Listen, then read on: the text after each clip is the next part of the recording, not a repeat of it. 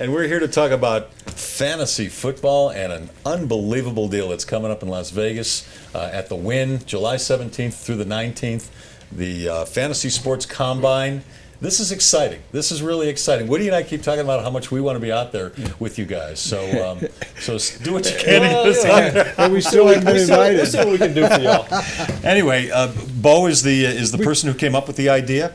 And I think it's a fantastic idea. But I want to get something out of the way first. There was a big article, all over the internet, all the newspapers, about a fantasy event that Tony Romo was putting on in Vegas as well. And the NFL pretty much put the kibosh on it. Yours, however, is in very good shape and is going to go on, and you're going to have a ton of big names out there, aren't you? Correct. So there is certainly a issue going on with Tony Romo, and an event that kind of harkened back to the 1980s relic of a fan fest and an autograph show that was completely reliant on current NFL players coming together in an event that was housed effectively on a gaming property.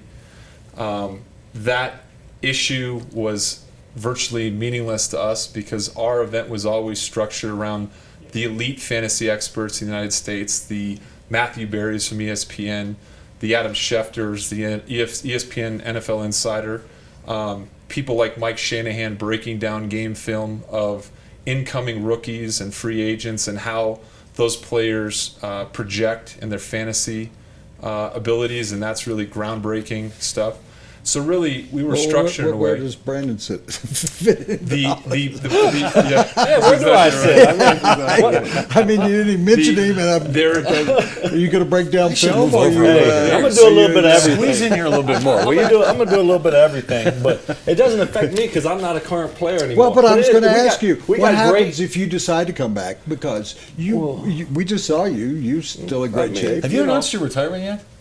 No, there's Not nothing officially? to announce, really. You know, it's just you kind of just wash away. You know, and it's just like bye. That's kind of the way it goes. But it is. I mean, Bo has done a great job of getting a base and a foundation of not just throwing a bunch of players' names out there. We actually got educational things that are gonna be so great for the fantasy football player, whether you're every day, the season long, whatever it is. You know. Got great sponsors. You know, those guys didn't have anything. We got T-Mobile, Ciroc, DraftKings. I mean, national sponsors behind this, and so it's a great event.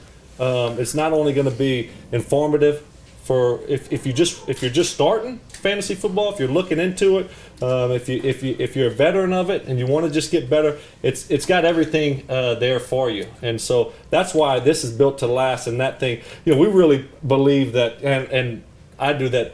The NFL did them a favor, Tony Romo a favor, by kind of saying, "Hey, and he's kind of he continues. Did you guys a favor too? He continues. He's continued to talk about it, and which is not helping him. But the NFL hasn't said anything. But I think at the end of the day, if you look at what they had and the commitments that they had, I think they were going to be in big trouble. What's funny about this is that two of the biggest reasons in the world that the NFL just continues to mushroom popularity is gambling and fantasy football. And so for them to even concern themselves with it's in a location where people bet on games, we all know that, and it's about fantasy football. Those are the things that really, and both of you know this, let's go back 5 years. Nobody would want to watch a Jets-Buffalo Bills game unless A, they had fantasy players in it, or B, they bet on it. Right. And so that makes games that are obscure and meaningless actually important to people. Well, also the NFL has approved sponsorship deals for 15 teams, half the teams in the league, with FanDuel, which is a fantasy site. And actually, DraftKings, one of our big sponsors, is actually actively involved. If you go to Mile High Stadium, Invesco Field, you'll see quite a bit of advertisement by DraftKings. But I think that's the great thing. The NFL has every right to protect their property. It's their league.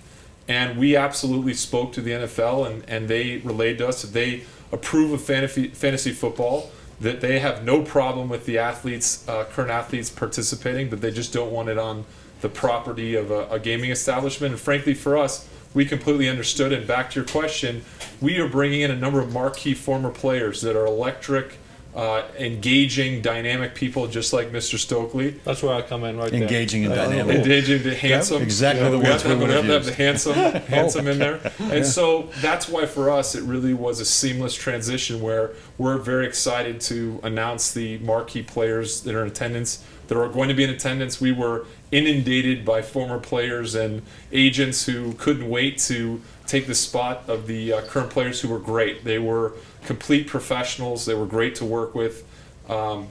It's just for us, it's not our model. And as Brendan said, we're very fortunate to have the T-Mobiles and the DraftKings and the Cirocs. And ultimately, we got a chance to do something very special. This NFL update sponsored by the Fantasy Sports Combine, exactly what we're talking about. The ultimate experience for serious fantasy sports fans, for football, fantasy football players. This summer at the Wynn in Las Vegas, July 17th to the 19th.